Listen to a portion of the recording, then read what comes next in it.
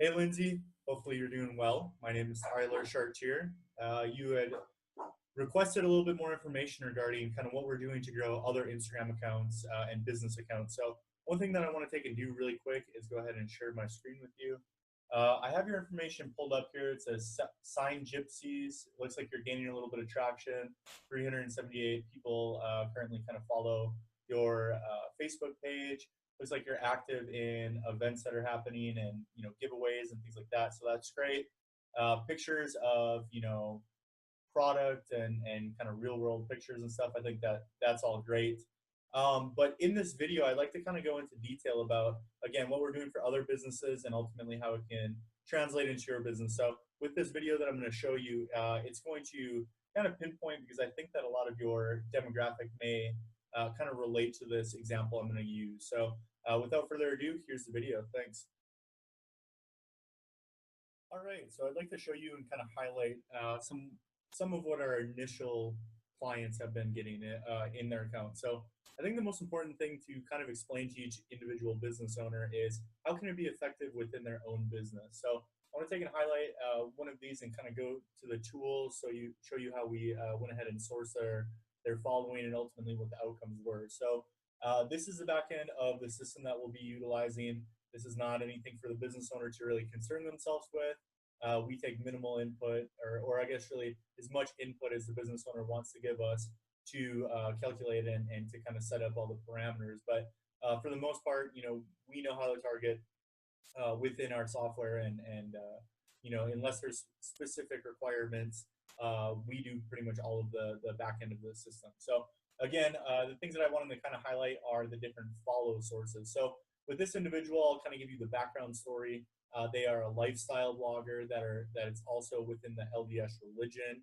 They're looking to connect with other LDS-based type lifestyle bloggers or people that would enjoy to read her blog or be associated with it. So one of the very first ways that we went ahead and created kind of a target is on a keyword or username or bio. So if any of her following or people that we want to follow indicate that they are LDS within, let's say, their bio, it then gives us the ability to be able to target that account and engage with it. So that was kind of the first key trigger that we went ahead and put in there. So for other businesses, how that can be applicable is, for example, somebody that's within the auto mechanic niche, if anyone is identifying with cars or car distributors, car salesmen, things like that, that they have a greater chance of also needing a service like yours.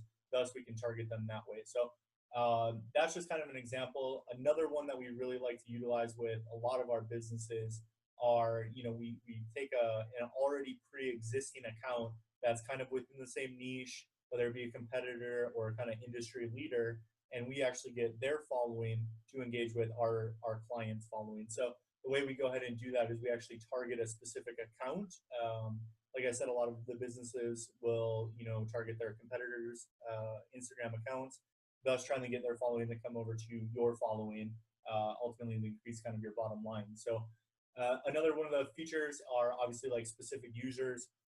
If there were specific users that you want to engage with, follow with, or have ultimately follow you, we can go ahead and set those parameters up. That's more of a specific, for only some specific businesses would we really utilize something like that. For the general kind of population of businesses, we wouldn't be utilizing a function within there. But one of the biggest, and I think one of the best within our software is actually the ability to do geolocations.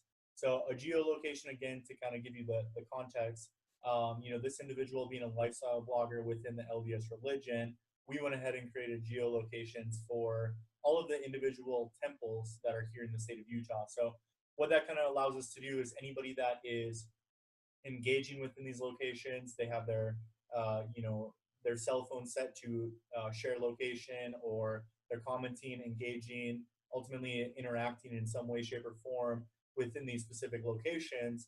We can then go ahead and try to target their account. So again, what we would do is we would engage with them, like, comment, ultimately create that personal engagement in hopes that they come back to us. So that's kind of how we build the audience. Now, some of the other key features that I kind of want to highlight here, people kind of ask us about the follower to following ratio, and we always like to keep it about 50%, if not lower, meaning higher actually with followers, less following. And the reason why we do that is it just creates an aesthetically pleasing kind of business page when your potential consumers then try to target you. So, for example, if you have 1,000 followers, but you're following 5,000 people, that doesn't really look that good to a potential customer. Whereas if we have 5,000 people that are following us and we're only following less than 1,000 people, that ratio looks a lot more compelling for a potential consumer to go ahead and work with you. So that's kind of important to know. So we keep our follower to following ratio about that 50% or below. That's some of the other key functions that we will be utilizing for your business as well, is the follow, unfollow, the like, comment, potentially direct message, just whatever kind of your business ultimately calls for. And the way that we would go ahead and kind of identify that is if we did decide to ultimately move forward, we would give you kind of our onboarding process where you would fill out pertinent information about your business, how you like your audience created, just some like specifics more or less to go along with your business account. So a couple of the other things that I want to kind of highlight here is actually what's coming next. I think that this is incredible. This software that we're utilizing is expanding into kind of numerous other social platforms as well. So Facebook management is coming next for us as well. With our Facebook management, it will be management of Facebook groups, simple kind of functionality processes to be done within Facebook, a whole lot of other really cool things with Facebook to create that engagement with your business page or with you as, like let's say a lifestyle blogger or something. So I do want to show you kind of one other thing here, and this is something that we're getting ready to kind of unroll over the next couple months here, but we're in the trial period right now.